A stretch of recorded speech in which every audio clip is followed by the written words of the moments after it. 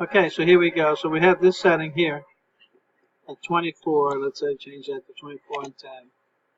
And this button comes up. You can say OK. And so it actually adjusts my pricing.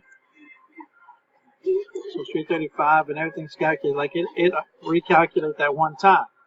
But if I want to change this, say like $81, and then have it recalculate, it won't recalculate. If I do this, it goes back to the $135.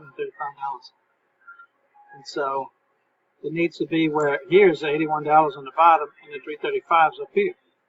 So when I change the actual cost up here, 81, it'll change to 335 now. All right. And so it's using this calculator. Because if I go here and I say 649, it changes it to something like that. So I can't, recalculate it out.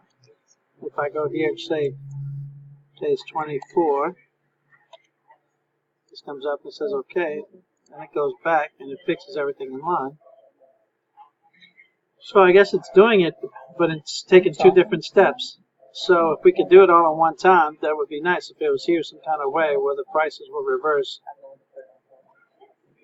Okay, so here you go. The way Positive's done it, they do it just like this. So here I can say edit, and I'm changing the cost. Let's say, so if I say $81, it knows if this price changes, when I hit recalculate, it'll change these prices. So I can change this to 29, and its margins are right there. So if I change that cost back to $80.49, it updates this cost all by itself, and then it's calculating from here. And the margins are all set in line. All right, so that's my dilemma.